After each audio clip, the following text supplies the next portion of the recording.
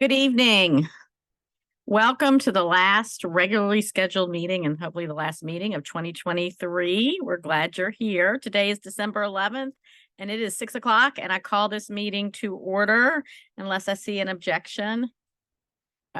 My button is on, but it does not sound like my microphone. Is that better? Sorry, starting over. This meeting is called to order at 6 o'clock on December 11th. Councilman Hennigan, can you lead us in the invocation and the Pledge of Allegiance? Please rise if you are able. At this meeting, help us to make decisions which keep us faithful to our mission and reflect our values. Give us strength to hold to our purpose and wisdom to guide us, and a keen perception to lead us. And above all, keep us charitable as we deliberate. I pledge allegiance to the flag of the United States of America and to the republic for which it stands, one nation, under God, indivisible, with liberty and justice for all. Okay.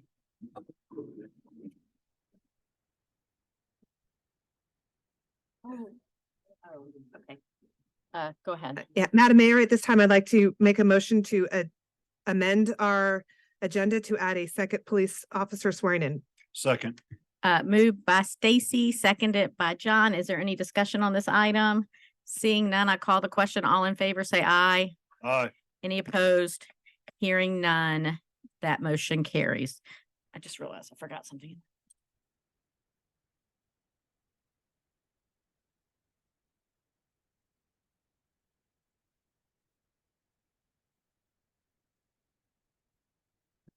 Good evening, Mayor and Council. It's my pleasure tonight to introduce Sergeant Nelson. He runs our crime response team and of course deals with a lot of the many traffic issues that we have in Dunwoody. Recently, we received Agency of the Year, an award from the Governor's Office of Highway Safety from the Metro Atlanta Traffic Enforcement Network, which is made up of all the police agencies in Metro Atlanta, about 60 agencies. And because of the efforts of Sergeant Nelson and the entire Dunwoody team, we were awarded Agency of the Year, and I want to introduce him to maybe tell you a little bit more about it. Good afternoon or evening, everybody. Yes, we belong to Governor's Office of Highway Safety. It's the Metro Atlanta Traffic Enforcement Network. We call it MATN. We meet with a group of 60 other agencies once per month, and it's all throughout Metro Atlanta. And it could take us down to Peachtree City, all the way to Cobb. We go east to DeKalb, and we meet training for that one meeting per month. We also usually have like a roadblock or something like that afterwards, in which the whole team, our crime response team, as well as the K9 team, will come out with us and we'll participate in that. This year, we're lucky enough, we hosted a meeting as well, and we conducted a large checkpoint. It was kind of crazy, but on 285 East, the new ramps to go to Ashford Dunwoody, we conducted a checkpoint with State Patrol and several agencies there on an overnight night, and it was a wild night. As well as we also conduct, I don't know if you know, monthly distracted driving details in the city of Dunwoody every single month.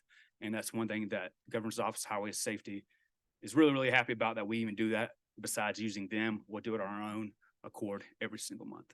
So, thanks for the award, and on behalf of the team, we appreciate it.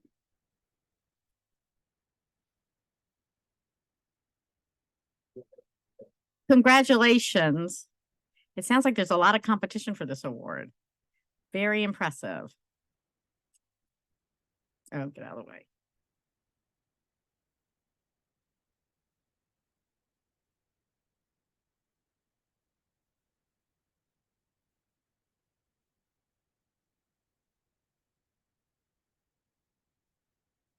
Yeah, Sergeant Nelson and his team do a fantastic job.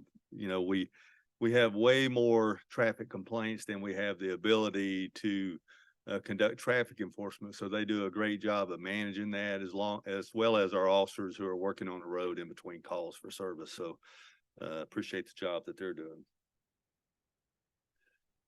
Tonight we have two officers who are getting sworn in, and I'd ask both of them to come forward. Officer John Johnson, and Officer Fernando Bustos Rodriguez. Y'all can just hang out right there beside each other. Be great. First, I'd like to introduce Officer John Johnson. John comes to us from the Marietta Police Department. He was not there when I was there, but he did serve for the last 10 years with the Marietta Police Department. Prior to his law enforcement career, he worked as a case manager for Douglas County Family and Children's Services and an ER transporter for Wellstar Kennestone Hospital. Mayor, I know you'd like to do that, but we're not going to get him to transport anybody right now. But John holds a bachelor's degree in criminal justice from Kennesaw State University, go Owls, and is currently enrolled working toward his master's degree. So we're excited to have John on our team. Next to him is Fernando Bustos Rodriguez. Fernando joins us from the Brookhaven Police Department, where he has worked as a police officer since August of 2022. Previous to that, he worked as a police officer for the DeKalb County Police Department from 2019 to 2022. Prior to his career in law enforcement, he held positions in banking, food service, and retail, and he is currently enlisted in the Georgia Army National Guard. I want to welcome Fernando as well, and we're extremely lucky and fortunate to have both these fine officers join our department.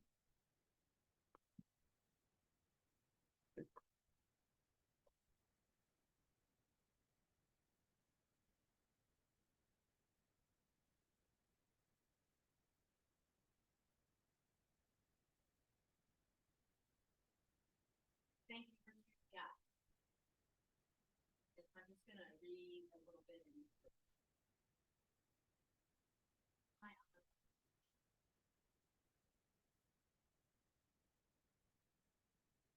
Solemnly swear and affirm that.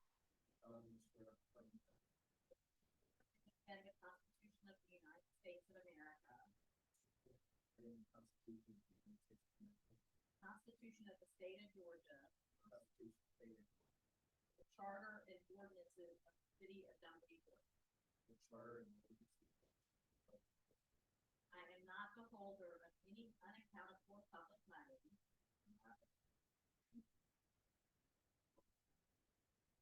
Public money. Due to the state. Or any political subdivision. Or authority thereof. I am not the holder of any office of trust.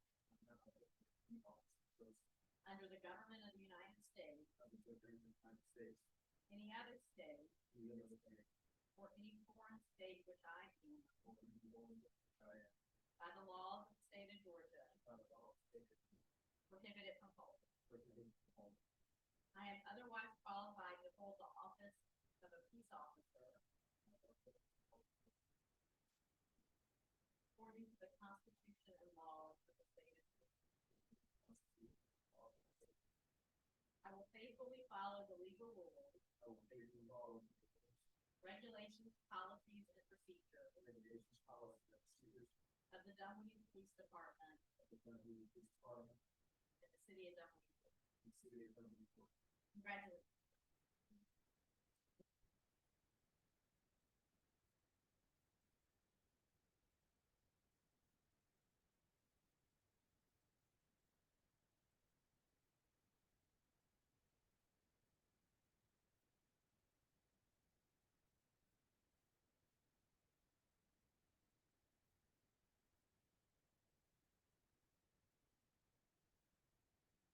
Steph, we can take pictures.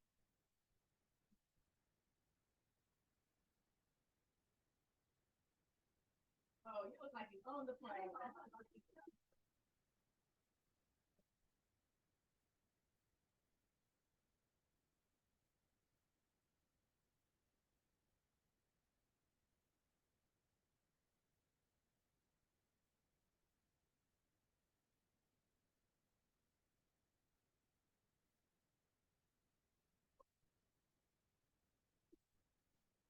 Honey jacket. All right, 1 second.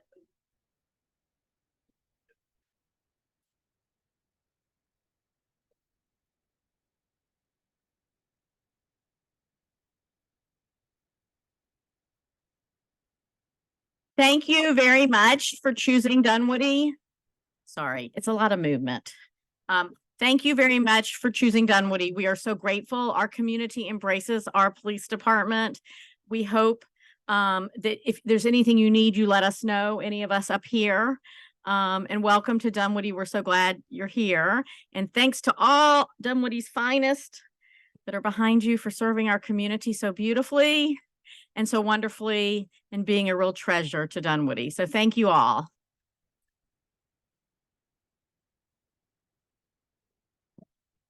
So now public comment, right? Joseph Bell, you are first. You'll have 3 minutes.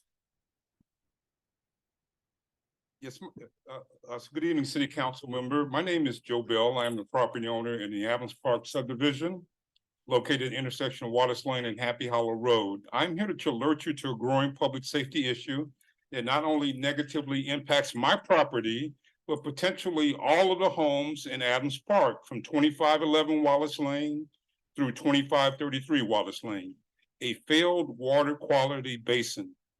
You know, from attending 2 recent council meetings, I have discovered 2 themes which are very important to some of the city council members.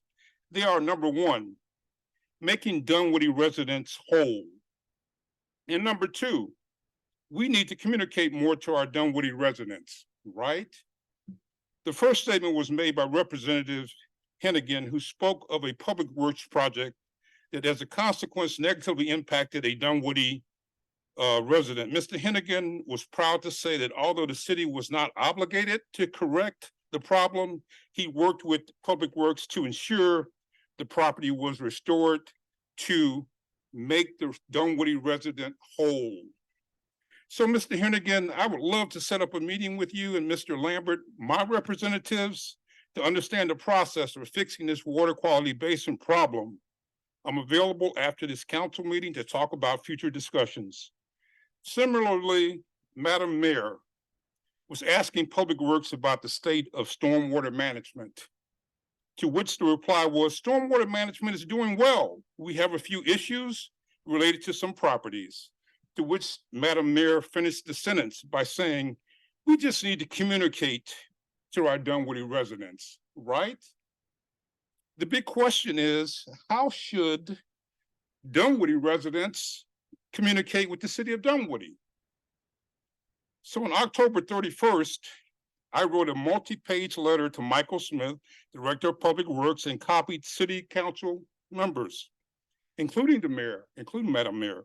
In that letter, our main objective was to have Mr. Smith simply visit the problem site. Just visit. Thus far, we have not received an acknowledgement that our letter was received. We know you're not obligated to reply, but boy, that would have gone a long way in raising our hopes that our government is listening to us. 10 simple words. We received your letter and we will get back with you. So what I'm asking people is to feel free to write me at joebellsenior.com or to call me at 678-457-2917. I just simply need to understand, I'm asking the city to tell me what the process is when the HOA board doesn't comply with the codes. Just please tell me what the process is. Thank you very much. you. Thank you. Bob Fasella.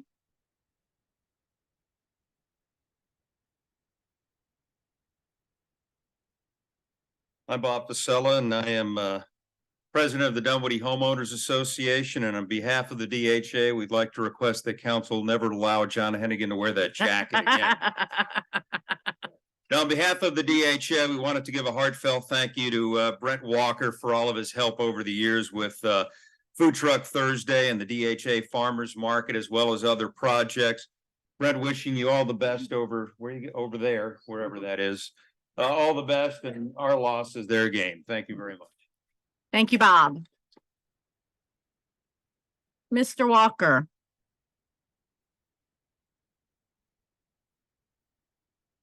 Evening, Mayor and Council. I'm not on the agenda tonight, so Right. I had to put a public comment card in. Quasi-public.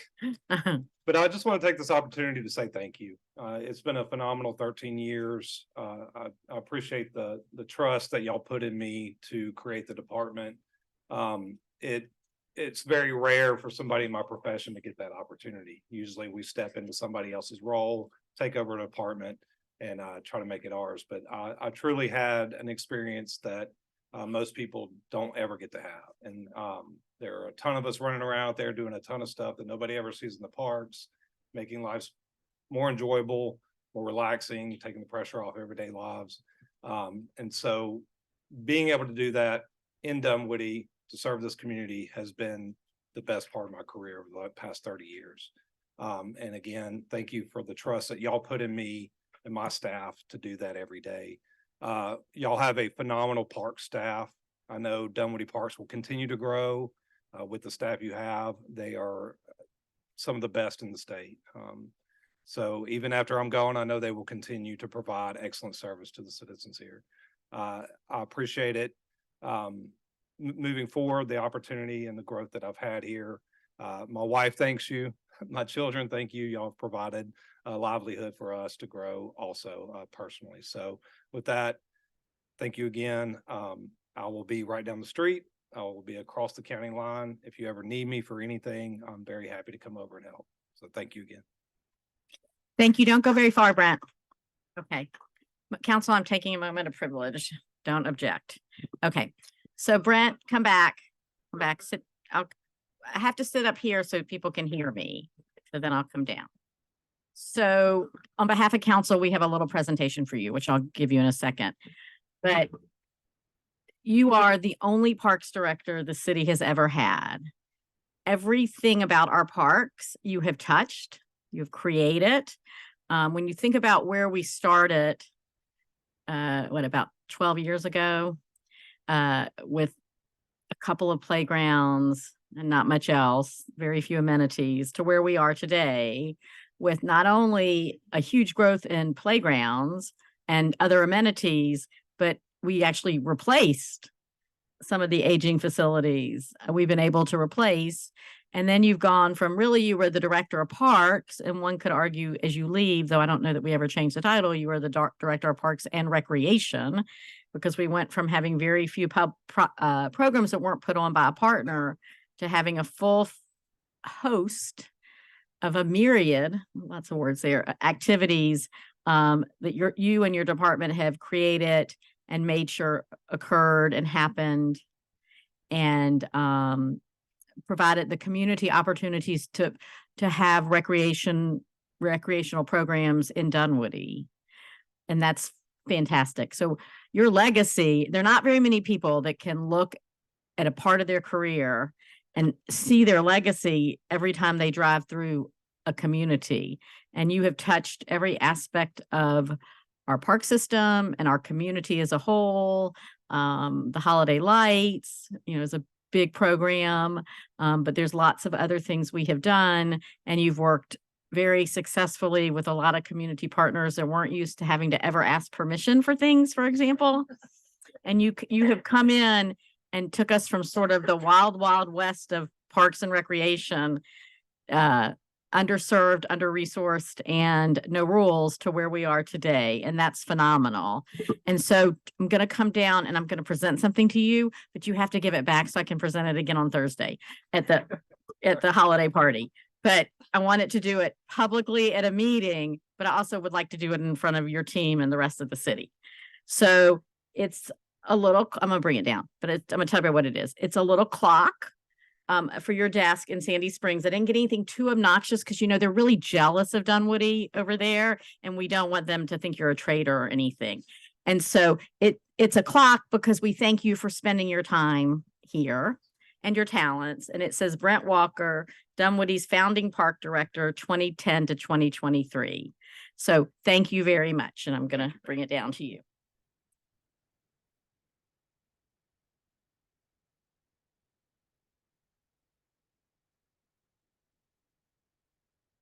All-size certificate that they probably won't let you hang for you. You're welcome. Thank you, Brent. Does anyone up there want to say something quickly? I'll just echo everything Lynn had to say, but she forgot one little aspect of your job, which is just huge. You're also director of facilities maintenance and facilities. And think of all the buildings and all of the maintenance and the construction and taking Brook Run Park from leveled hospitals with basements and all the stuff that was in the ground to where it is today. Just the facilities maintenance aspect of your job is huge, and it's going to be a big undertaking to have one person fulfill all the parks, recreation, and maintenance. It's going to be a special person that replaces you, and I'm not sure it's able to be done. So kudos to you, sir. It's been a pleasure. Good luck to you, and thank you for everything you've done for us. Thank you. I don't know if y'all know this, but John actually got me the job. I don't know if y'all know that story, but he pulled my resume out of the bottom of the stack and told the former city manager to give me a call. So thank you, Joe. I just want to say, thank you for your time. I knew that whenever I had to ask you a question, it was going to be a half hour long answer at minimum, but I also learned a lot. And I mean, Sandy Springs is extremely lucky to have you, and I'm still just a little mad. But I'll get over it. But again, thank you for your time and all you did for our city. I did mention this poaching to the neighboring mayor, and it was confirmed that they came after you because of all that you have achieved here, your awards, your reputation, and it's very telling. So I'm sure I'll see you over there, but congratulations, and we will miss you. I'll say congrats as well. And is Sandy Springs planning to build a pool complex? I heard, is that the? Anyway, congrats. It was a lot of fun working with you for the past couple of years. No, I'll echo, obviously, just appreciate everything you've done for the city. Kind of to Lynn's point, when you can leave someplace and you have a multi-generational impact for generations to come in the city for what you've done here. So thank you for everything. Really enjoyed working with you. And yeah, I'll probably still be calling you over there. So, but I appreciate it. I learned a lot working with you, and I enjoyed it as well. So thank you. Thank you. You all. Thank you, Brent, and I'll give it to you on Thursday. I'll give you the award.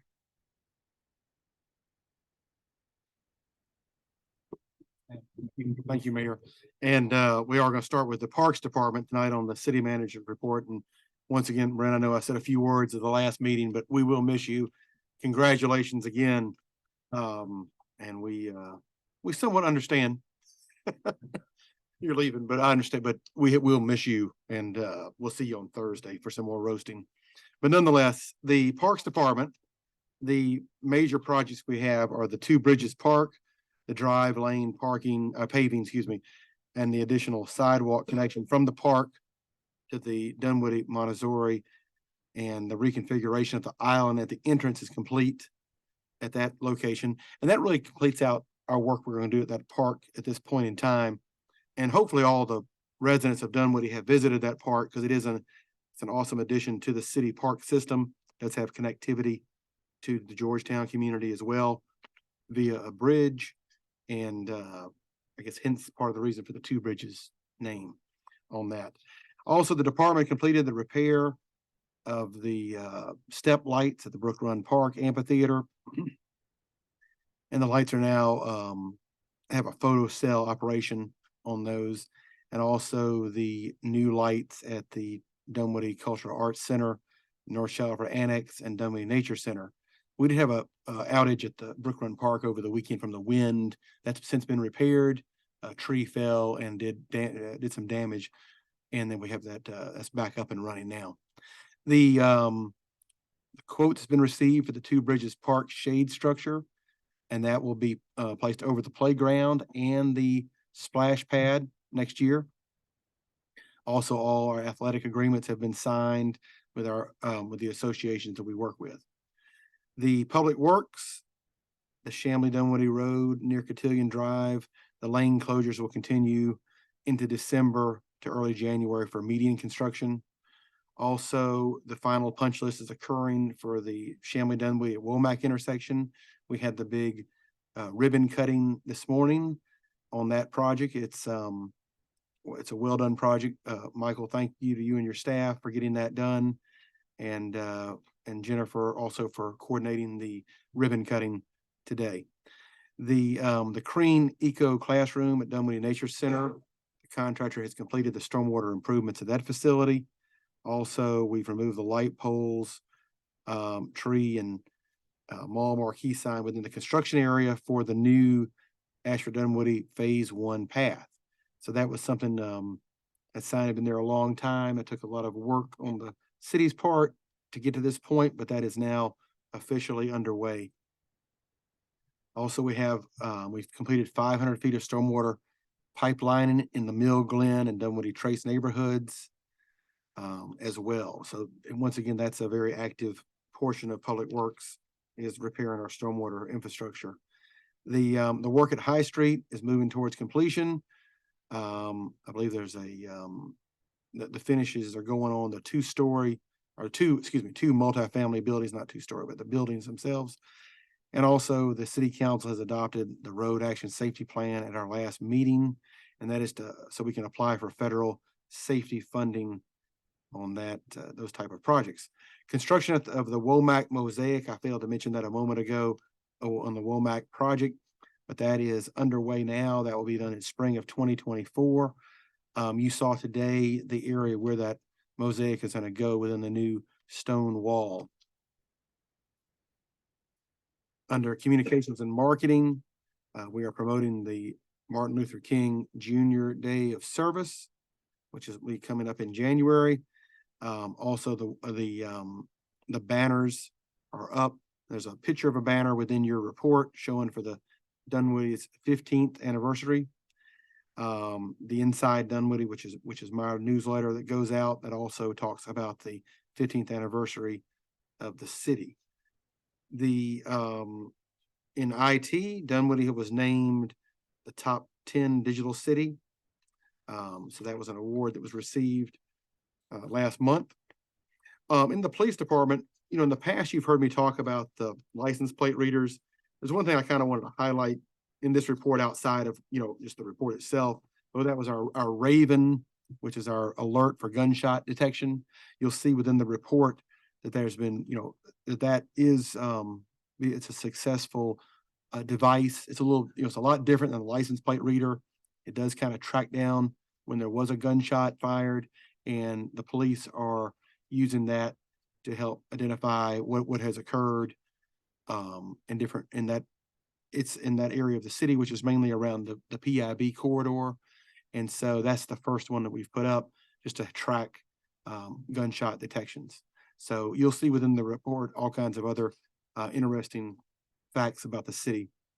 The finance department, the monthly finance report can be found on the link that's within there, within the report. Also, the city's ARP and CARES website have been updated with actual spending through the end of October. We did sell 5 surplus vehicles on Gov Deals within the last month. And we have started working on the 2024 adoption budget booklet that will be submitted to GFOA for Distinguished Budget Presentation Award. And that's something that we have received in the past. And I'm confident that Richard and his staff will continue their hard work to make that one of their goals. We do have a new public defender, Patrick C. Hall. He started last month, and he'll be working within the department. And that is something that's welcomed by the court staff, and everything we've heard so far is very good to work with. So, Mayor and Council, that completes my report. Thank you. Anybody have questions for Eric? Rob? And this may actually be more for the chief than for you, but in looking through the police highlights, I noticed that there was an undocumented individual assaulted and robbed over by Peachtree Industrial. And I'm just wondering, do we have any kind of program or approach to get people that are concerned about their immigration status to report crimes, or do we do anything to facilitate crimes? I would hate to think that there's crime occurring and we don't find out about it because someone's afraid to come forward. And I just was wondering if we have any approaches, or we're doing anything to try Not any address that. formal program. A lot of our Hispanic officers interacts with the residents in those communities that are primarily Hispanic. And, try to build those positive relationships. And we do have a lot of Hispanic people that report when they're victims of crime. This was just an occasion that I think was more of an outlier. Although, obviously if people don't report it, you don't know that it's happening. But we certainly do encourage people, and one of the ways we do that is to have our department reflect the makeup of the community. I wonder if in the future, we might want to just look into that a little bit more. And I don't even know what that might entail, but just some way to make sure we're not missing crimes. Sure. And that, there might be an avenue for someone to report where they feel more secure. And Absolutely. again, I don't know what that might be, but maybe that's something we can think about for 2024. Absolutely. Anybody else? Go ahead, Stacey. Chief, just because it made the news and hit social media and it was a big splash, the FBI case with the jewelry store, how did that all come about? I mean, that was just. So, we received a phone call from the FBI that there was a group that was targeting jewelry stores, that was possibly targeting a store in Dunwoody. And so, we started working with them. That was earlier in the week, maybe on Monday, I think, to the best of my memory. And then, so we went over to the jewelry store and looked at some surveillance tapes, and actually had found out one of the suspects had been in there earlier that day, as they say, casing, the place. And so then we received information that not only were they thinking about doing it, they were going to do it at a specific time the next day. And so we convened all the folks with the FBI, our department, our detectives, officers that were going to work the detail, and had a meeting that morning at 6 a.m. Everybody kind of got their assignments, and the FBI had one of their surveillance vans here. We placed a detective in there so we could have real-time communications with everybody.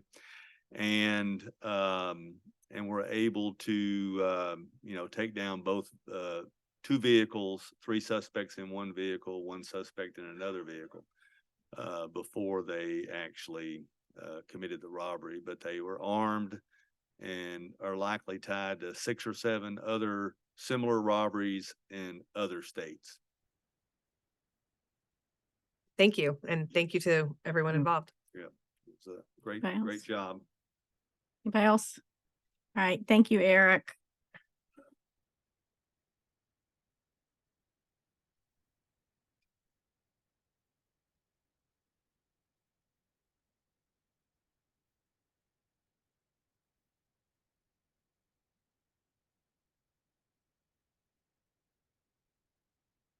Oh, yep. No, this is right. Public hearing, right?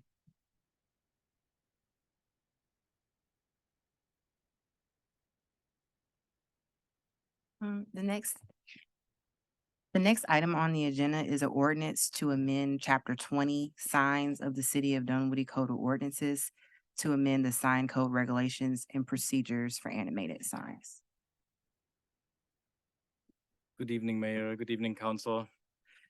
This is to go sort of beyond those technical zoning languages. This is the text amendment regarding the dinosaur signs. No, it's Yeah. it's animated signs. It's not dinosaur signs. Correct. Yeah. Sorry. Entirely right, Mayor. I quickly want to give a background because everybody knows the case, but I want to just make sure that we have the same information. So we received a complaint for the property with multiple inflatables. Code enforcement team investigated, issued a notice of violation with a request to remove the inflatables. There's sort of a rumor out there that we issued a citation. We did not issue a citation for this case. Then city staff was directed to come up with a text amendment that provides a pathway for similar inflatables, which the result of this is what you see in front of you tonight. And then as part of this, we let the notice of violation expire to allow for this process to happen.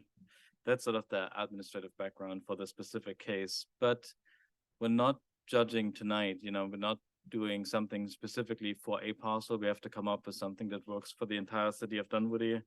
So I want to just like push this aside now and sort of go into the language that applies citywide. Overall text amendment, or the goal for the text amendment was to clarify the existing regulations on animated signs, to make them just clear to what they apply, to what they don't apply, provide standards for similar inflatables in residential districts while continuing to not allow those in commercial districts.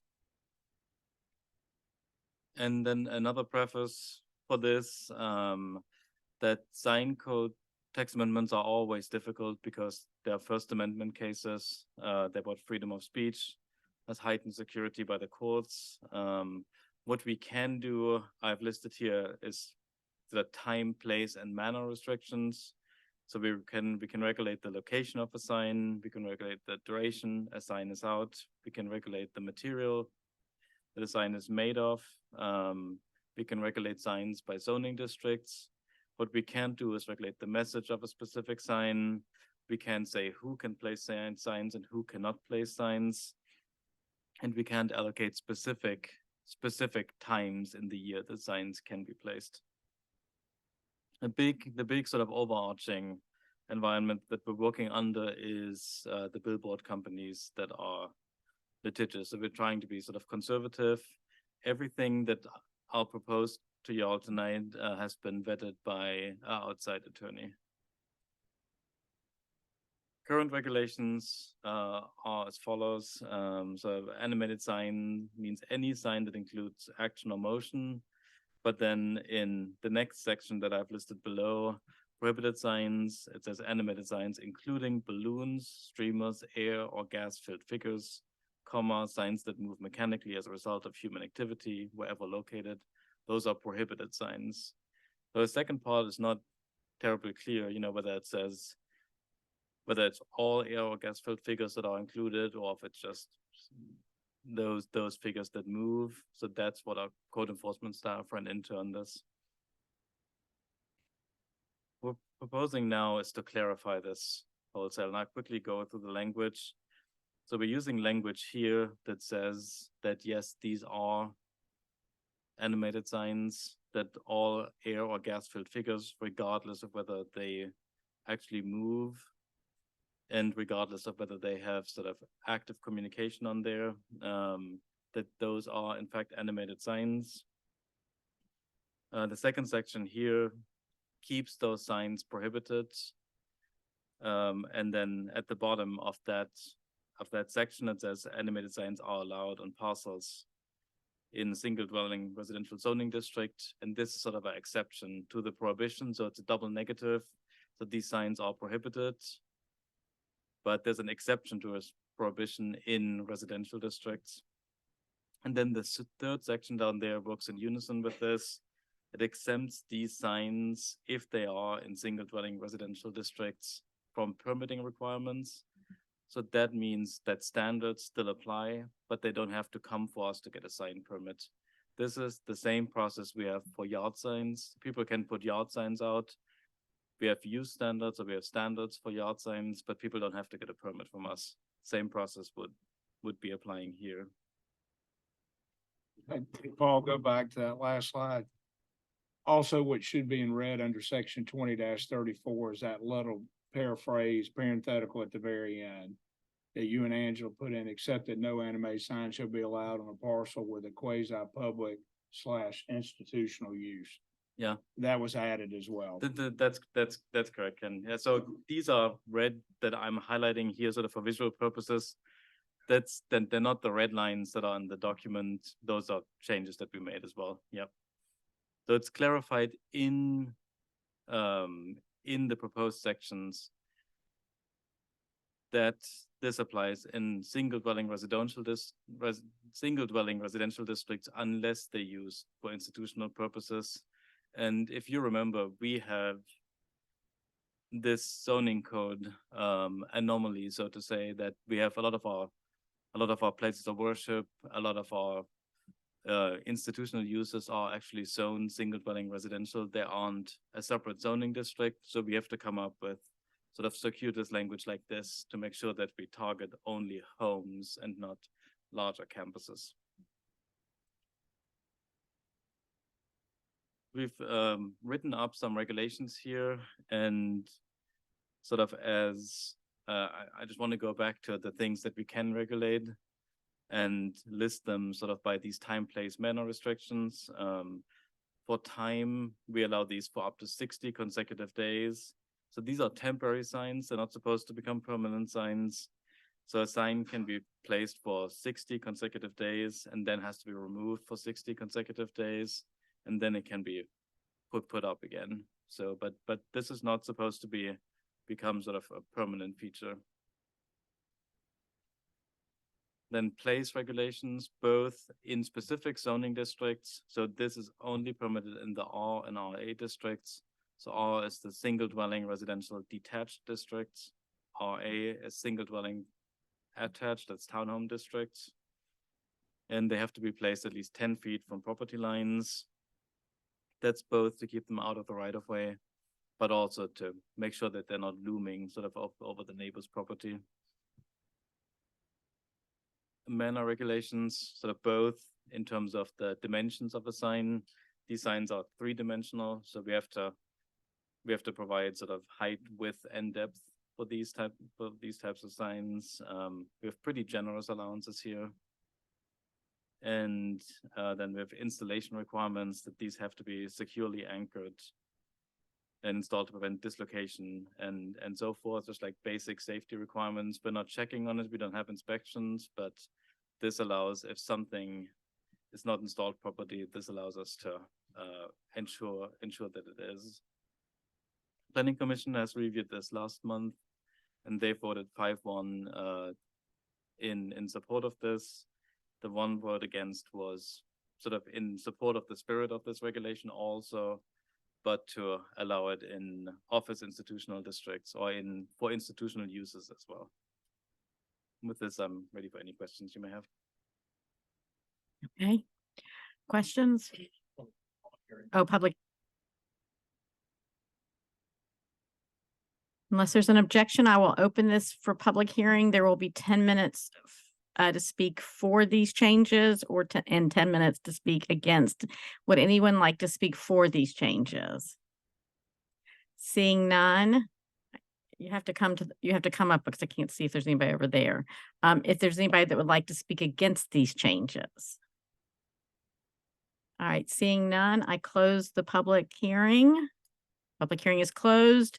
All right, now you can come back, Paul, because you're the only person to answer questions. Does anybody have questions or comments for Paul? Tom? Yes, thank you. Get that. There we go. I have a question on the time element of this. The 60 days. Is that for the particular sign or inflatable, or so for example, if on October 1st I put up an inflatable pumpkin, took it down November 1st and put up an inflatable turkey, took it down December 1st and put up an inflatable Christmas tree, and left it up until January 1st, that would be 90 days of inflatables on my yard, but it was a different one. So is this accounted for in this? Is it 60 days of any? So it's for the individual sign. So in your scenario, you would be able to do this under the proposed regulations. Okay, so that would be allowed. Okay, good. And then the other part of this is, and I guess we have this in a lot of issues, is the enforcement of it. Because obviously they're having a verifiable way of knowing when something was installed and when it came down. Is there any provision for that, or is it just we're going to have to do our best to ascertain the facts and at the time? No, it would be like, it would presumably be relatively easy, sort of to have a date stamped photo that someone could submit. And if that is, let's say from October 1st, and we would sort of receive the complaint about it, or we would receive a photo from October 1st, and now it's middle of December, then we would know that, oh yeah, it has been up for too long, and we could go about it that way. Alternatively, we would sort of, if there are known sort of problem areas, we would have the officers go by and just just review what happened, yeah, and document that. Okay, and then the other question is on the I'm trying to find the proper defining the terms like animated sign. So obviously there's a provision in there to allow for air or gas filled items or something that moves. So for example, now sometimes you have those wire reindeer where the head bobs up and down, and that's animated, even though it's not filled with gas. But you could also have static. And I know this isn't only about decorations. There could be other things that people put in their yard. So is that accounted for in here at all? Like just a giant static object that doesn't move, that isn't filled with air, or is that a completely different category? So not everything is a sign. So like, let's say you could, paint your house bright pink to catch attention, but we wouldn't consider it a sign. And it's the same. There are sort of yard, there's yard ornamentations, yard features that people have, let's say a water fountain that is in the shape of a reindeer, and we wouldn't consider that to be a sign. So if it's like some type of statue, we wouldn't say that that's a sign. It depends on the specifics. There are ways where it could become a sign, but if it's just like a statue, for instance, that wouldn't be a sign. Okay, and I'm just again trying to make sure that we're accounting for everything, so we don't have to revisit this and if the next thing that we haven't anticipated comes down the road. But thank you. That's all the questions I have. John. Couple issues. What's the definition of a temporary sign? The time definition in our code or in our packet, temporary sign means a sign or banner advertisement for a limited time period. Is there a time period for temporary sign? So we have, for some we do, for some we don't have anything specifically listed. It's partially about the construction type of it. If it's something that isn't installed permanently in the ground, we use that. For instance, yard signs, they're temporary, like because they can be installed and they can be taken out again, but we don't have restrictions on the duration of those signs. The reason I'm asking is because we're putting 60 days on this, and I'm trying to understand the same issues that Councilman Lambert was having. I understand now the pumpkin, the Christmas tree, they're all different, so therefore the clock restarts. And then you got 20 feet. I was doing research. There are actually inflatables larger than 20 feet. And then I saw another avenue in which you went down, which confuses me as well. Looking at our definitions, explain to me what the 20-foot skeleton, is that a sign or is that just yard art? Is that enforceable? I mean, I've seen a number of these 20-foot skeletons, and So at first they're up for Halloween, then the next thing you know, they're hanging Christmas decoration. So that's going to go. Because they don't have anywhere to store them. I'm saying, I'm just No, that's you're talking about a big plastic skeleton. But huge, yeah, 20 feet. Yeah, we would not consider that to be a sign. Okay. Again, I know we're trying to fix issues that have been raised, and I'm hoping that this addresses the issues. My wife puts out inflatables, but again, they're not there year round either. So I'm just trying to think what's appropriate for the community, the people who want to put out the decorations as well as the neighbors. One of the things in which I saw was that it should not cause a nuisance. So how many 20-foot inflatables or 20-foot signs, at what point does that cause a nuisance for everybody driving by? And how long should that nuisance be allowed? And should that be renewed every 60 days, with a new colorful or a different one? Is it an ongoing nuisance? I have concerns over some aspects of that. And I'm not sure how to define or regulate what could be an issue. If it's not an issue now, it probably won't be an issue, but I'm just trying to understand the ins and outs of what we're doing and what we're trying to regulate. Paul, can I help you for a second? Go ahead. I hope this helps. So I think it's very important for the council to understand that rather than rewrite all your ordinances regarding different kinds of signs, which would have been problematic and opened up a space of litigation that I think what I've heard from this council in the past it probably does not want. This is very limited to animated signs only. So you should take it that it's a narrow field we're going down to address a specific concern that's widely everywhere, even where I live, it came up. They have not rewritten the sign code because we would be very concerned about the things y'all don't want. Have we opened that up? So please look at this only as animated signs for now. Is it perfect? Probably not, but this was looked at by a First Amendment lawyer, a zoning lawyer, the various kinds of sign lawyer to make sure we got this narrow space as good as we could get it. Now, the staff has used some of its discretion in picking out stuff like how far from the road or how high and all that. That's not really lawyer, and it's got to be tied to some reasonable expectation that they have of public safety. But I would not open it up to say, and Paul, I would not say that that's not a sign or what's not a sign, because you can't necessarily bind the council to other things. But I think Paul is trying to work in this space only. So please understand the things that y'all would be more concerned about outside the space. We're not rewriting the code as to those because we, for the most part, like where we are in Dunwoody, we'd have to rewrite the entire code if we were going to do that. Stacy? Sorry. Just a couple questions. So kind of going back to Tom's scenario with the pumpkin, then the turkey, then the tree, what happens if it's Bart Simpson holding a pumpkin, then a turkey, and then a tree? Like it's changed, but it's the same. So like, where do we draw the line? Is that the same animated sign, but just different parts, or am I getting too much into the weeds? But that's going to happen. And I think you are like we would say, like, if it's a different physical object, like we don't try to look at signs to interpret what they are. Like if it's a different object, it's a different sign. Okay.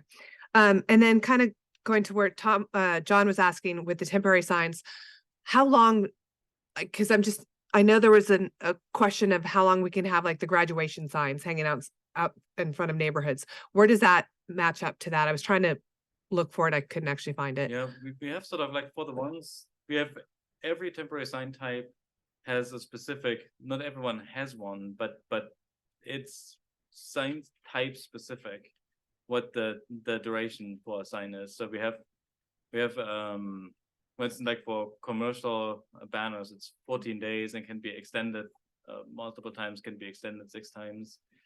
I don't recall kind of offhand what the. So does this one match up with one of those, or we just? No, we created this. Okay. Sort of on its own. Okay. Point of information, temporary banner sign for new business is allowed for 60 days prior to the installation. So that's where I saw it. It does match in some cases, but it wasn't, the intent was not necessarily to match it because this is one avenue. And then I'm curious, other jurisdictions, if you guys looked at that and where we're going to fall in line with neighboring jurisdictions, or I don't know, someplace else. Yeah, this is sort of in that grayscale where people don't typically regulate it specifically. This came to us because we went on to like a code case and then went down like deep into a certain direction. Like that's cities aren't specific about this typically. Okay. And then why not quasi institutional places of worship in in residential districts? That's a good thing for y'all to discuss. Like we wrote it narrowly to apply to single family lots because that was sort of what was before us, but it could be that it makes sense for those as well. Yeah. Well, let me just caution y'all, as you broaden the category out of single family, you're opening up a can of worms. Not that we need to be very careful. We need to know what we're doing before we do that, in my opinion. So we kept it at single family. Look, and I'd say this to the citizens of Dunwoody based on what we've heard from council. We just want everybody to be reasonable. We want to be neighborly. Do these people really want to enforce a pumpkin that's up at Halloween? No, they don't. They got more things to do. I think the only thing I would say is this. The reason why other cities don't work well in this particular fit, Dunwoody is Dunwoody. It has what it wants or what it would like to have. But we get concerned if you don't have something and you and somebody interprets that to be a sign, and then you enforce another sign over here, you got a problem. So we tried to create something we thought was workable, and I can tell you they spent several months on this. I don't want to say it's the best we can do, but I have more fear not about this than what we would be opening up going down that stretch. That's what we're worried about. And then I guess my last question was with the 20 foot, I'm just thinking that in residential, the height limit is 35 feet and 20 feet is gonna really be taller than some of the single story ranches. Was that just a thrown dart, or did we measure some stuff? No, we took a look at some of the existing signs that we have in the city, and we tried to ensure that the vast majority of those could maintain, could remain in the city. That's sort of where it came from. There was a measure that reasonably let most signs stay. Thank you. Those are my questions. Appreciate it. Anybody else? Catherine, Rob? Okay. Okay, so I have a question. I'm going to start with a statement. We are not a homeowners association. We are a city of 52,000 people and tens of thousands of homes. I don't know, maybe 15,000 single family homes. I'm not really sure. Don't quote me. I probably made that number up, but lots of single family homes. And I think how we got in this situation, as someone who has been involved with the sign code since the inception of the city, is that we shouldn't have been regulating this in residential areas to begin with. I don't think it's a Dunwoody thing. I think it was an oversight. And so we find ourselves here today. But to Stacy's question, when I've researched this, there are not a lot of cities talking about inflatables in residential areas. With that said, I think having 60 days in here is dumb for us from an enforcement policy. I think we are going to have vindictive neighbors saying they put it up on January 1st and now it's February 28th or March 3rd and it has to come down. And I'm not sure that that's the business we want to be in. I'm not sure. And can you explain why 60 days? Why let me ask it differently. Why there's a time limit to begin with? Because the time limit makes it, like, if we ever have to enforce this, this gives us something to go off of, and it's something that's relatively quantifiable compared to sort of other solutions. Right. So I find the idea of a 20-foot inflatable much more offensive than how long they're up. Like if I had to pick one of the two, which I don't, I would say 20 feet is tall, although maybe this protects the skeletons. I don't know. What? They're not regulated, right? They're not signs. And so I'm not convinced we have a ton of inflatables that are over 20 feet. And so I don't know. I think that, my goal, and I made it really clear, is I didn't want the fix to make the news. That was my goal. I just wanted to fix it. And I think this fixes it, but I'm worried we're overcomplicating it. Because my goal was just to say it's a single family home. If it's not a danger to your neighbor, then you're allowed to do it. And so the 60 days worries me just from an enforcement perspective. Tom may make me mad and I may call in a complaint and say his signs have been up for 60 days. And Tom may say, I didn't put him up on January 1st. I put him up on January 3rd and it's been 48 days or whatever. And so, if that's the will of the council, it's fine. But what I want is this to never be an issue again for anybody in the city of Dunwoody. Like, I just think it's been a profound community experience that didn't necessarily need to happen. And so if you're confident from a code perspective that the 60 days, and also, quite frankly, the 60 days is meaningless if he can put up a pumpkin, then a turkey, then Santa. If you have a neighbor that's bothered by your inflatables, it doesn't matter 60 days because he can put one up a month. He can put them up by a month. And so the 60 days becomes kind of meaningless. I think it's important for the public that's not really here to understand we cannot regulate content. So you can't love your Go Dog inflatable and not like that your neighbor puts up a Go Jackets inflatable. It's just the way it works. And so I'm not sure we need the 60 days. Do a little more research, maybe, make sure we're not messing anything up legally if we don't have it. And then I have an unrelated kind of sort of adjoining question, which is if we are a complaint driven code enforcement, the question becomes, is one complaint enough to send out code enforcement? Or if we want to look at that, that would not be, I don't know if that would be a council policy or that would just be internal. I don't know how we want to handle that. I don't know if we should change it, but it's just something else to think about because we find ourselves here today talking about inflatables again. And so, but that's mine. The 60 days just doesn't, especially because you can keep one up year round. It just has to change. I'm not sure we need that layer of enforcement. Anybody else? So we'll see this again at our meeting, second meeting in January. Because the first meeting in January, we traditionally don't do much business. Okay. Okay. Is that, wait, that might not be allowed though. Can we wait to the second meeting in January?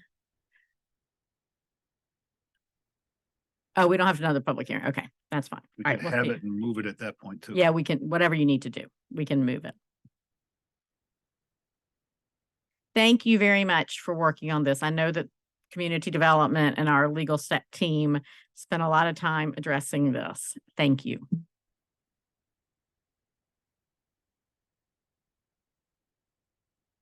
It's the consent agenda. There does not appear to be anyone that's being nominated to board here tonight. But we thank you for your service in advance, and we appreciate everyone who has served and who has concluded their service. Go ahead, John. Yeah, I have one question on one item on the consent agenda, if Okay. I could. I believe it's on number 11. Mhm.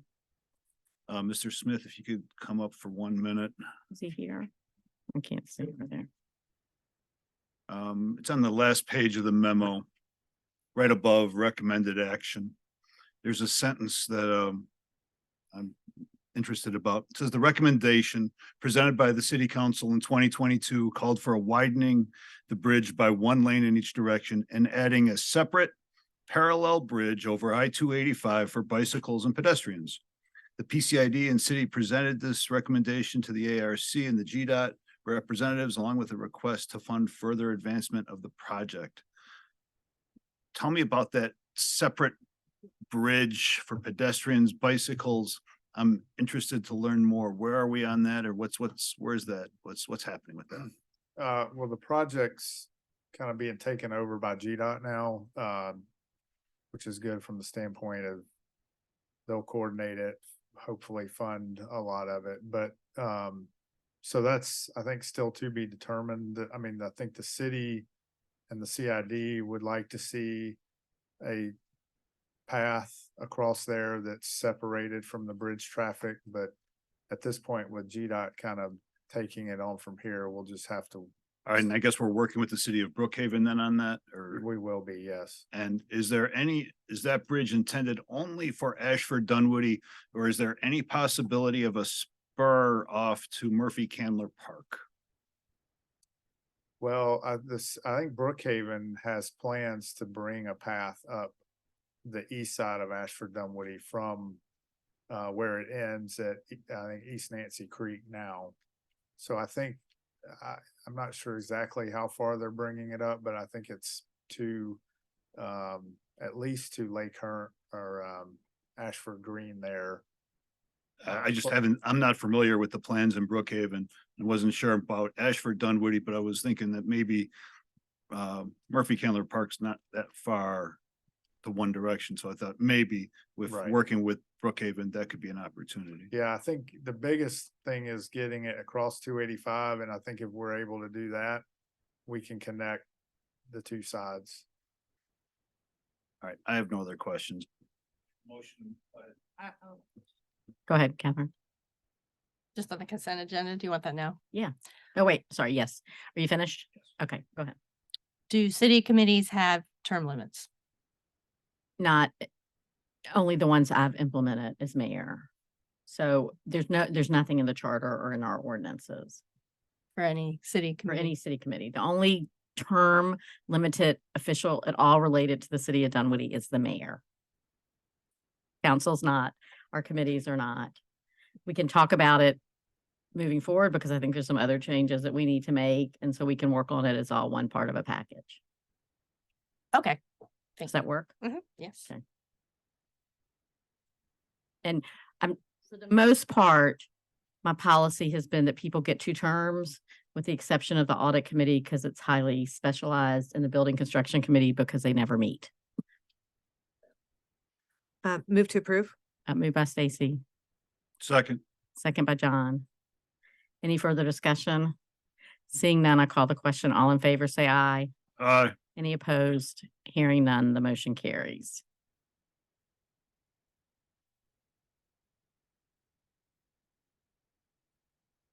Point of information, Madam Yes. Mayor, on the audit committee, that was corrected to Yes, for 3 years. I just yes, wanted to yes. say that publicly. Thank you. And it was corrected over the weekend, so before 24 hours, So it was for 3 years from, the end of this year to the end of 26. thank you. I just wanted that in the record. Thank you.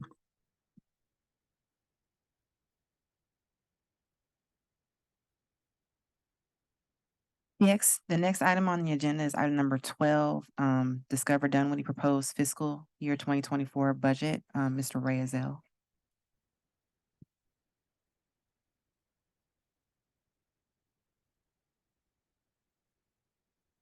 Hello.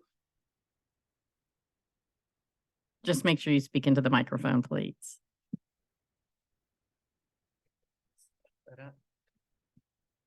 First, I want to recognize the 2 best team members anybody could possibly have. Mike Jackson, our Director of Sales, Mark Galvin, our Director of Marketing.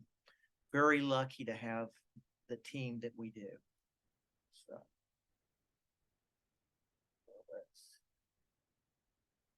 I'm going to go through this. Is that pulling up? Yeah. Perfect. So again, anybody has any questions, just, feel free. I'm going to go through some of the year-to-date review. I think I've met with every one of you, so shared it. And I think you know me well enough. I love talking about numbers, so definitely willing to do that. Here's our STAR report through October. From the hotel perspective, from the industry perspective, revenue per available room is the most important metric. If you look at this, we're grew year to date 13.1%, which is first out of all of our comp set. We're first in room revenue growth year to date, first in occupancy growth year to date, and first in rooms sold or room demand year to date. How are we doing on the weekends versus weekdays? If you look at 2019 numbers, we were a little over 50% on the weekdays, or 59% on the weekdays, where currently we're at 65.9% occupancy on the weekdays. Weekends, 2019, we were at 53.5%. Now we're at 72.8%. Most of that is driven by group business, thanks to MJ. So a lot of exciting news as far as growing our demand.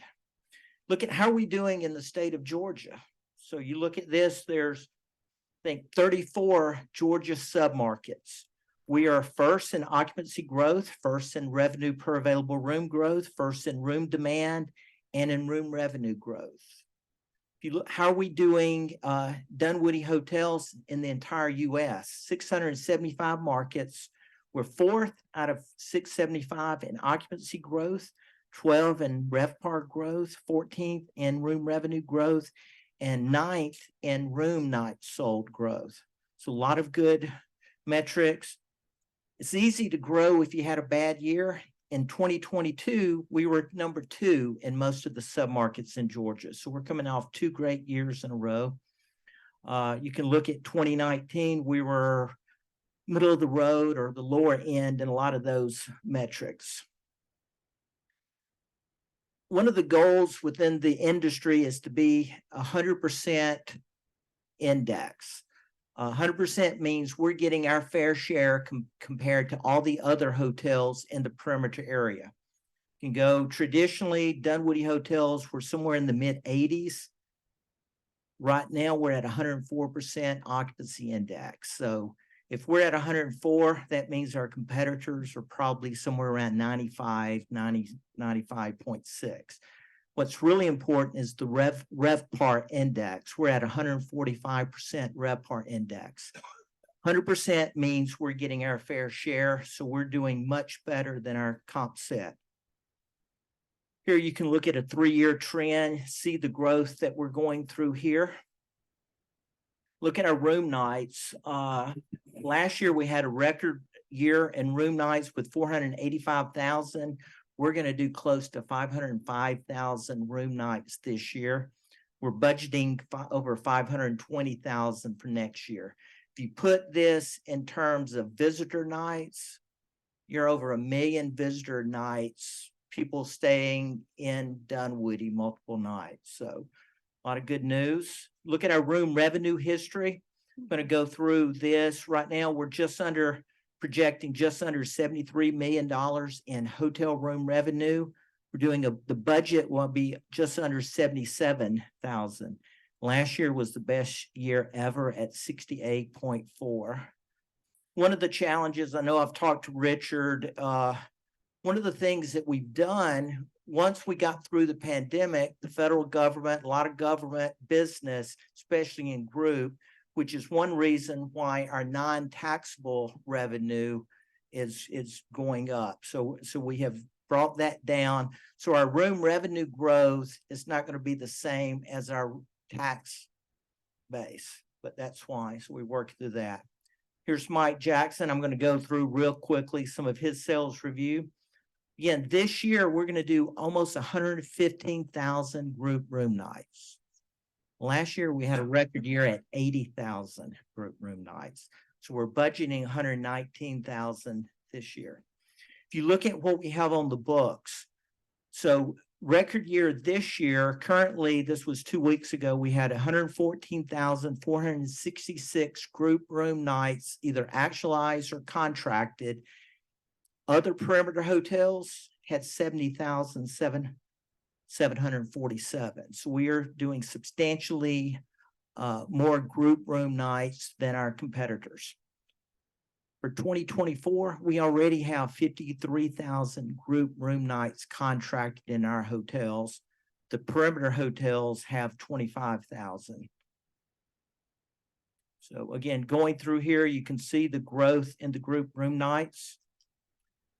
There's MJ, our sales strategy in 2024 is to continue to boost the room nights, increase our market share, customer retention, listen to our customer, and stay hyper-focused, which is what we do. Let's skip through this. I know I sent this electronically. You have the book. This talks about some of our strategies to acquire new business, retain existing business, and to expand the business from existing clients. From a marketing standpoint, Mark has a lot of great news. Our book direct, driving people from our website to our hotel site so they can book hotel rooms. We're averaging over 1,000 book direct clicks a month. A year and a half ago, we were averaging about 45 a month. So it's tremendous growth. So how does that 1,000 compare to like the rest other markets? Simple View is doing a white paper on the success of Dunwoody. So, I mean, we're quite honestly, we're working with Cox Communication and not Simple View, who probably has 200 destinations that they work with. We're not doing what they ask. We're doing it our way and being hyper-focused, but they will use us as an example throughout the country on how to drive more business to the book direct. So website sessions, we're very aggressive in trying to grow not only people visiting, our unique visitors going to our website, but staying on our website longer.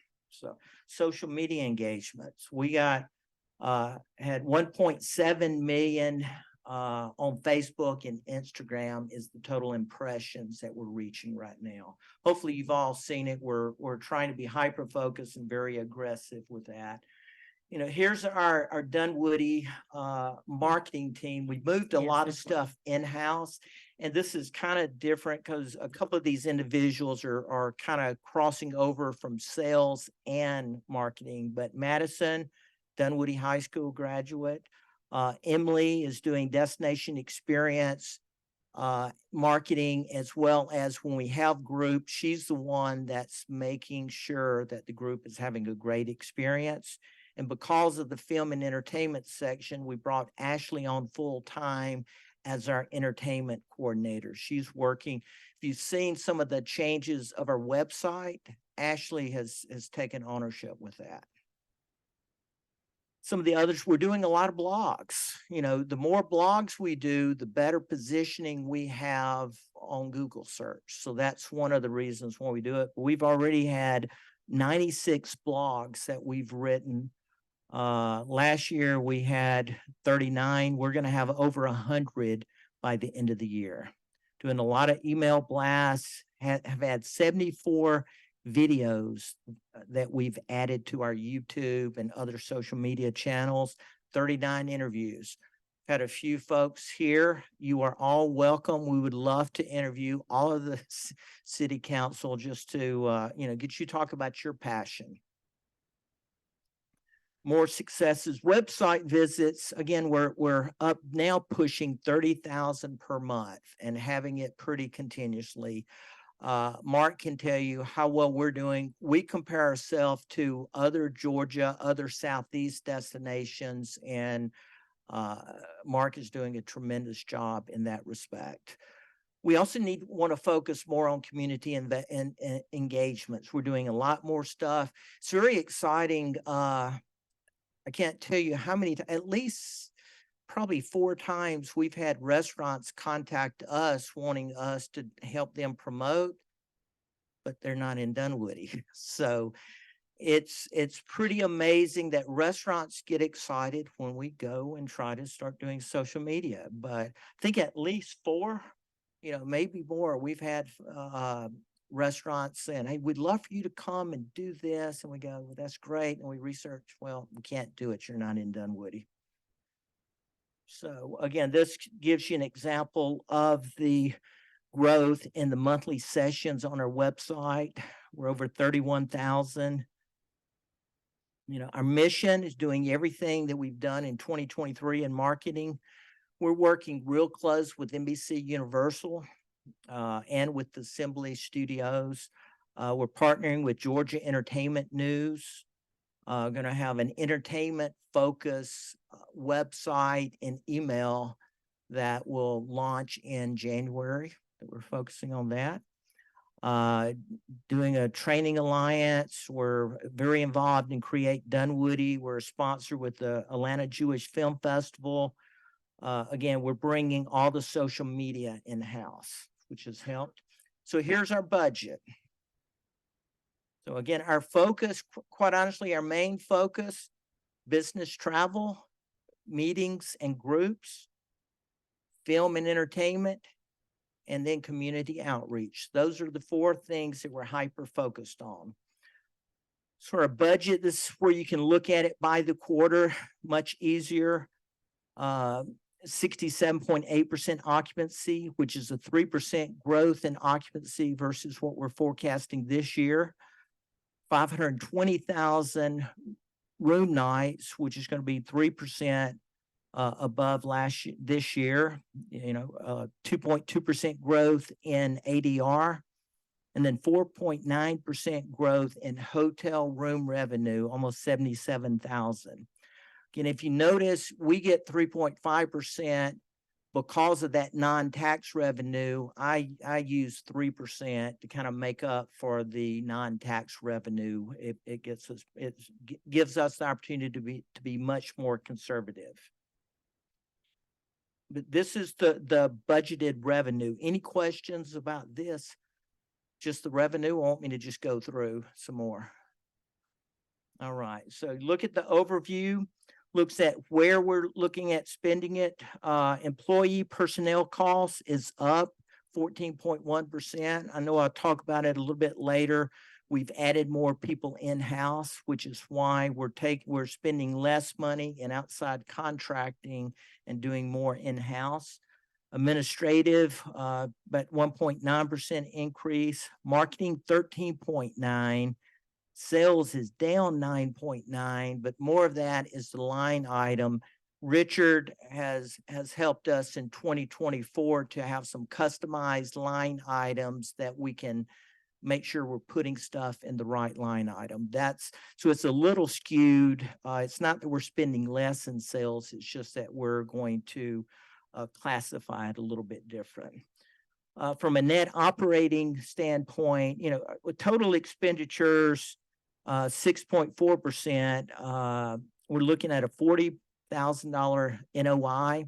Looks like it's much lower than what we're forecasting, primarily because we're generating a lot more revenue than we forecasted this past year. So that's what skews that number. From an executive summary, you can look at this, 14% higher than the 2023 projections, additional positions for the full year. We shifting public relations and social media in-house. We do have higher insurance and benefit costs this year, and then a couple of salary adjustments. Administrative, slight increase in rent and storage. We're doing more sponsorships. From a marketing standpoint, we're just moving line items, to marketing from other departments. But we are doing, budgeting to do much more with community engagement. From a sales standpoint, again, we're enhancing the incentive rebate program that we've used to shift, to shift business to our hotels from other states or other destinations. And then doing a big focus on group, film, and business travel. If you look at the budgets, 24% of the budget, admin, 30% marketing, 35% employee and personnel, 11% of the total budget is sales. From the personnel standpoint, because we're split pretty much between marketing and sales, this is how, the personnel is split. I'm the only one in administrative. The admin budget breakdown, 23% is a lot of the platforms, the IT platforms, our website platforms. That's a huge portion of my budget. 35% would be overhead and which includes rent. And that's as defined by Destinations International. The 19% is going toward various sponsorships to drive more community engagements. From a marketing standpoint, 74% of our marketing budget is advertising, either digital, print, or social media. So doing 8% with promotion. So you can see we're a marketing-driven organization. And from the sales budget breakdown, 38% is the incentive or group rebate program, 17% is trade shows, 13% is event hosting, and so forth. So we feel pretty good about that.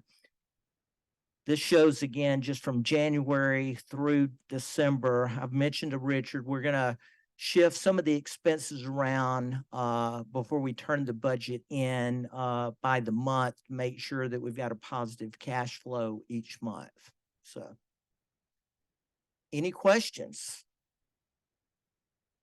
Thank you very much. Questions, Catherine? Thanks, Ray. Glad to have you here, and what a good job you and your team have done for the year. We appreciate that. Just a question on short-term rental revenues. You've got in there about $200,000. Can you tell us how that is obtained? How are you getting that? Can I tell you? I can't tell you how we're getting it, but we're taking It's it. just coming. So, And it is coming through I the state, or it's just showing? State. So do you want me to do it? yeah, you can. So a few years ago, in an effort to appease municipalities and counties about short-term rentals, the legislature passed a law that requires them to pay taxes, and the short-term rental companies, they don't object to anything like that. They don't mind paying taxes. They don't mind you require business license or whatever. They just don't want us to ban them, which we do. But so it's proprietary. You know, they give the money to the state. Richard can tell me if I'm answering anything wrong, but they give the money to the state and it simply shows up, right? We don't claim it. It just shows up, you know, I think they just send it to us. Richard's cut, but there's a term for right. There's a term for the money. Yeah, like, go ahead. They file a excess tax with us, similar to any hotel that they do. They turn in, they complete our form, send us a check, and we put the money in the bank. So it doesn't go through the state? Does not go through the state. No, Oh. it comes directly. Okay. But You don't know if it's Airbnb or VRBO or anything, right? That's correct. They do file by their parent company name. Yes. So Expedia will send us something, Agoda will send us something like that. But how much under their subsidiary names and even what properties, we do not know that. Okay. So we could not know that we are getting our fair share. This has always been a murky The area. murkiness is that Dunwoody does not allow short-term rentals. Yeah. Right. And so, but so we don't allow it. And if what we allow is 30 days plus, and once you're 30 days plus, you don't have to pay hotel motel tax. So it's to me, the mystery is where's the money coming from? Not so much whether we're getting our fair share. I understood. Right. And there's- there's some reports that we could access to determine what we're getting compared to other Right. destination in the area, But- whether it's but that's- it's worth it Right. right now, since we're not aggressively marketing it. But we also don't allow it. Right. And so we just take them. I mean, the money just comes. I mean, I was wrong about the source, but it still just shows up. Yeah. So It was Unwarranted. Yeah, well, and again, so we get 3.5%, city gets 4.5. I think we just got October's deposited. Our portion was just under $25,000. So that means what, 33,000 to the city. I suspect with the film and entertainment sector, it's probably going to increase, at least the demand. You just can't, but once they're there, like there are homes in Dunwoody that rent for more than 30 days to the film industry. There's no taxes on that. Yeah, after 30 After days. 30 days. So it's a big mystery. Yeah, so This is a big it is mystery. that. I retract the question. When does that Campus 244 hotel come online? It's probably gonna be first quarter 25. 25, okay. Right now. So we're not expecting that to be, and again, being involved in opening a number of hotels, it's not unusual for them to be delayed. I do think that with the data that we have, when you look at, we're going to be a highly desirable area for folks to build hotels because of the RevPAR growth that we've experienced. So, but yeah, we're excited about the 145 rooms with the Element, but probably not looking at it. I would imagine it will be a soft opening, and you're really going to start seeing it the second quarter of 25 with being it completely up and running. All right. Anybody else? Oh, John. Just want to say congratulations, Ray. You run a nice shop. You do good work. You're bringing revenue into the city. You're making our hotel successful. That being said, I had concerns over the budget aspect in the sense that your expenses and overhead exceeded the sales, but based on your explanation, when you add in, I guess that's a couple of slides back, when you add in the employees and the admin, it comes up to 1.2 million, and your sales are at 1 million. So again, I have concerns over that, but you explained it basically by the personnel costs, that you're taking everything in-house and that your employees now are doing much of the work that wasn't being done previously. So your shift of expenses, I'm okay with, because you're being successful with the employees that you have in-house. So again, it's just a matter of watching the expenses and making sure that you're providing good value to all of the customers, including the city. So thank you for what you do. Absolutely. Thank you. else? First of all, fantastic job with communications and sharing what's not just happening like in the hotels, but what's happening in the community. I love the weekly Facebook posts that are this week in Dunwoody. If you're not following Discover Dunwoody on social media, you should. Because I often learn about things that are happening in Dunwoody that way. I have a question. When you do, like, it might be more for MJ, but when you talk to the groups that have been here, and they give you feedback, is there like one key positive and one key negative you should share with us? I'll let Okay. MJ do it, because Right. one of the things that's important for us to get, you can't constantly acquire new business. Right, so you we have to wanna give retain. back, and we've been very successful. Mm-hmm. Good evening. Good evening. Good Mayor, to evening. answer your question, the key positive is that they're just excited to be here. There's like a place that they never thought about for those that have never been to Dunwoody. And the negative is really not a negative. It's just that where have you been? They just happen to find this location to be desirable in the place they want to be. And when you've had really large meetings, like the bowlers, is there feedback about our amenity? Like, is there something they said you should do better, we should do better, anything like that? Actually, there's no negative Okay. feedback. It's just Okay. all been positive. And again, that particular organization been in existence for almost 50 years. Right. And coming to Dunwoody for the first time. Right. That's why they're coming back. Because Okay. they had such a great time. All right. Thank y'all very much for your outstanding work. And also thank you for looking beyond the hotels and even the restaurants to promote stuff within the community. I look forward to us working on that as a tool, once High Street's open and Campus 244, for you to be able to share things that are maybe a little trickier for us to share. So it's going to be awesome. Thank you. It already is awesome. Y'all are doing a great job. Thank Yeah, you. You all know how to reach me, would welcome, reaching out if you have any questions or any thoughts, because we definitely love doing things differently and doing it better than anybody else. So thank you all. Move to approve. Oh, right. It's an action item. Yes, it's an action item. Move to approve by John, second by Rob. Any further discussion or questions? Seeing none, I call the question. All in favor, say aye. Aye. Any opposed? No, that passes unanimously. Thank you. Thank you, John, for catching.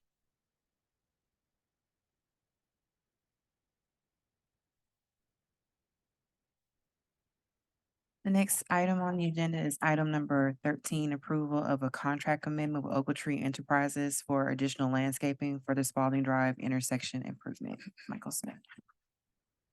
About a year ago, the council approved this contract for landscaping and we installed it last winter. There was an allowance in there for watering if needed during the warranty period. And after the contract was approved, there was about $5,000 worth of additional landscape we added, and we took it out of that watering allocation. And then this fall, it was very dry, so we ended up having to do a lot of watering, and we've used that money up now. And it started raining again, so don't think we'll need, hopefully won't need all this money, but we're requesting to increase the contract by $5,070 to cover any additional watering until we get to the end of the warranty period in March. Okay. Move to approve. Moved by John, Second. second by Tom. Any further questions or any discussion or questions? Seeing none, I call the question. All in favor, say aye. Aye. Any opposed? Hearing none, this passes unanimously. Thank you. Okay, Gotta wait for, to be read. For Jessica. Item number 14 is approval of a contract amendment with Practical Design Partners for design changes on the Vermac Road Path project. Okay, this is another contract amendment. We completed phase 1 of the path in front of the high school last summer, and we were making plans for phase 2 to complete it down to Womack this summer. The underground stormwater detention that we need was originally planned to go on this underground and pipes under the school side where we're building the path. But as we got into it, there's a conflict with the transmission power poles that are out there. We can't get far enough away from those poles with the excavation we need to get the minimum clearance without going off of the right of way. So we've looked at another option of, we have a pipe, an existing pipe on the opposite side of the road that we've looked at increasing the size of it and just replacing it with a bigger pipe to provide the detention. It looks like that's feasible, but this amendment would be to do the detailed design needed to engineer that. And originally this contract was under this city council $50,000 threshold. So this is the first time you're seeing it, but with the change to do the additional design, it would be over 50,000. So we're bringing it for requesting approval. Okay, questions? Oh, John, okay. Michael, tell me how this might affect the homeowners on the west side of the street. Where are these pipes going? Is it going in the street? Is it going on their? The existing pipe is in the right of way, but just behind the existing curb. On which side of the street? On the side opposite from The the high school. schools. Okay, So so, we're looking at taking that pipe out and putting a bigger pipe in, or possibly two pipes. So we don't really know exactly what that looks like until we design it, but the intent is to put it closer where the existing pipe is and stay within the right of way if So possible. there's already an easement then for the pipes that are there? Well, it's in the right of way. It's in the right of way. The one we're talking about replacing. I guess I'm just concerned that the residents on the west side have no knowledge that this might be coming until this hit the agenda. If we Right. reached out to anybody, we guess we're doing the scoping first. Right, we would reach out to them once we know exactly what we're gonna, what can be done there. Is there any options looking on not on Vermac, but on Vanderlyn? Is there any way the water pipes can be around the corner on Vanderlyn? Is there any other options besides the west side of, is it up, is it? Sure, on the corner. Okay. They're going that way. Okay, then on Walmack, is there any Yeah. other options that we've looked at besides the west side of Vermac? Yes, the water drains towards Womack and then Okay. kind of to the west from there. We haven't really scoped this out, but the only other option that we thought was possible was to, because this all ends up in a pipe that goes under Womack further to the west, actually. And so we looked at, it's possible we could pipe it down Vermac and then down Womack to that existing pipe. It would just be a lot longer pipe, and it would, we'd have to go in front of several other houses to get there. I was just wondering if there's any way in which we can keep these water pipes on the school property in any way, shape, form. but not keep them because they're already not on the school property, right? I want to make sure I understand that the pipes are The one we're replacing is not on the school Right, property. but right. Originally, we were planning to move new it. ones. You were gonna on the move school. the new ones. You were gonna, We if were you, gonna put new ones in on the school side. right, And then we found there wasn't enough room. I mean, the only other thing we could look at, and there may be trailers in the way, is to Definitely. push those pipe. We'd have to go back to the school system and get permanent easements to push those pipes off the right of way. and I'm looking, there are some trailers. I mean, I think there's trailers Yeah. in the way. Yeah, I'm not sure there'd even be room. I guess, end of the story. I just want to make sure that we're looking at options to try to keep this improvement that's happening on the school property. If we could find ways to keep the pipes on the school property any way, shape or form at all without impacting the residential neighbors next to it would be my goal, but I don't know what that cost is. So I'm just asking the questions. Thank you. And is there does the construction of the sidewalk necessitate a stormwater project, or in this, because originally we were gonna do the stormwater project while we were doing the sidewalks, right? And if we're not doing it on the same side, is this time sensitive? I think we need to put the pipes in Okay. when we complete phase 2. Okay, They that's need to fine. be in They need to be in place. place. That's Yeah. all I'm asking.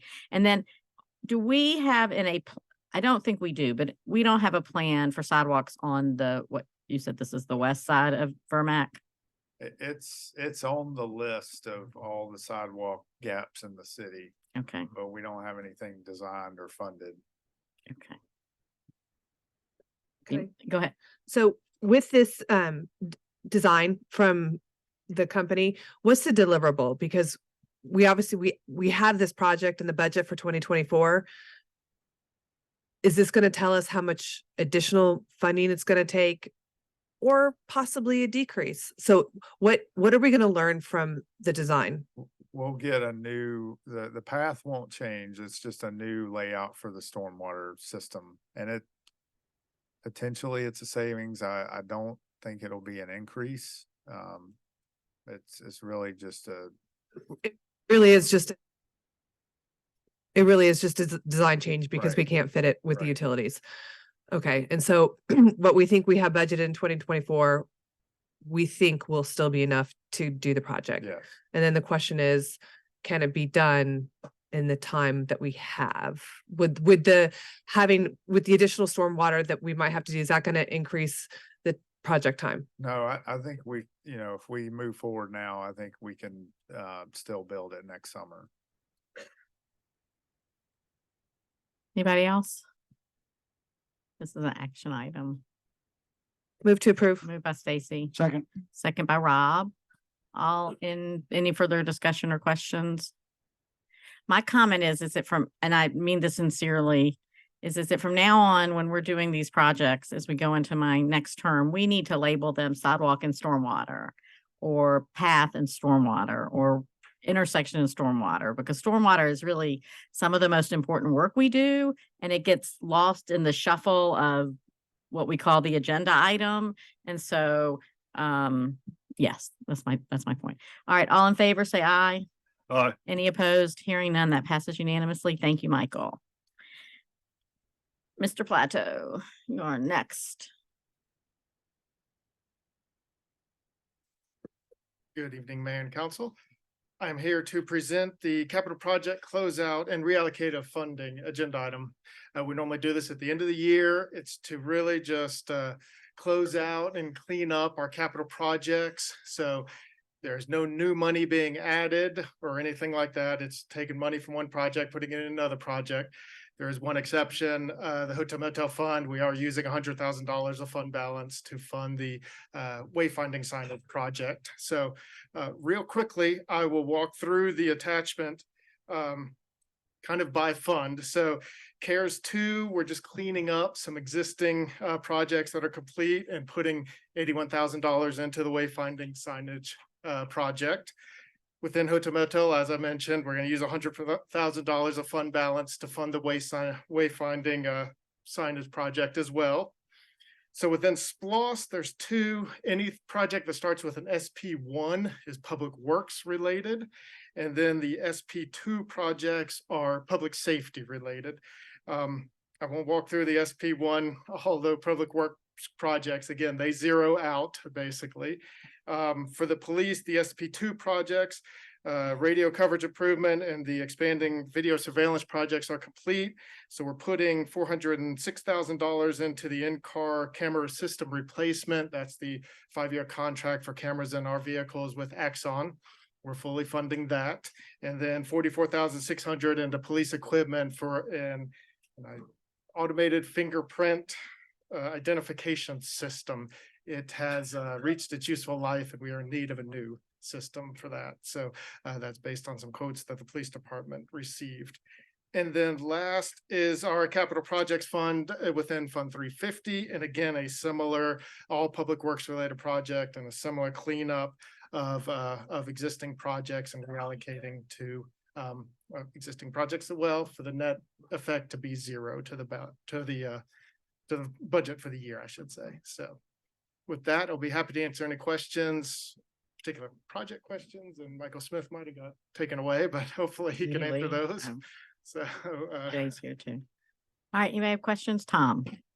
Yeah, the only thing that really stuck out to me, I know this is just kind of reallocating the funds and balancing the books, though, is the Gateway project, and I know that's kind of sprinkled throughout a bunch of categories. Correct. I don't remember us allocating as much out of capital projects for that. Did we change the allocation for that?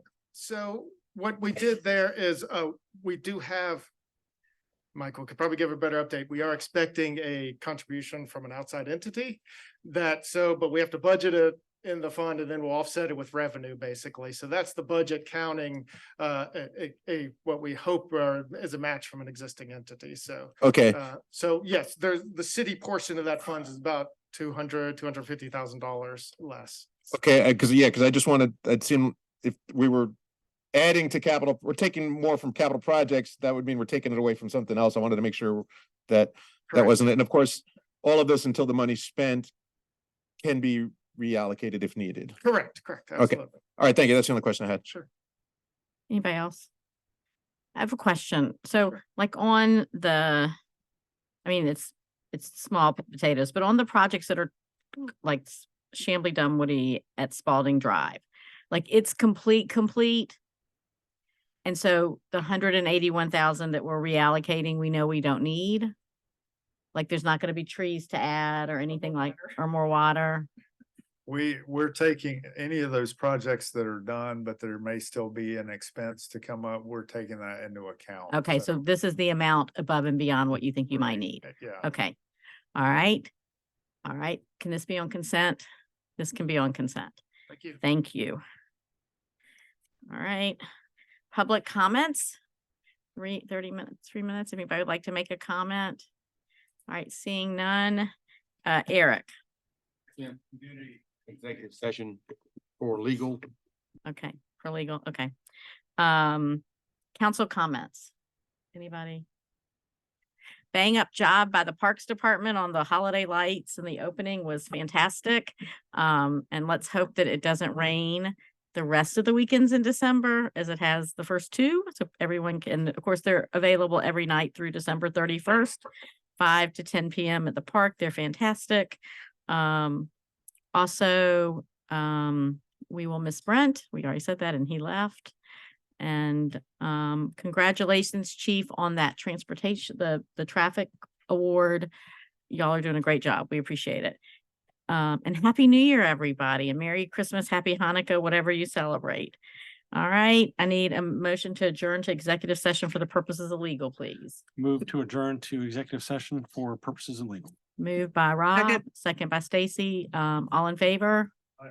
Anybody objecting? Hearing none, we will be back.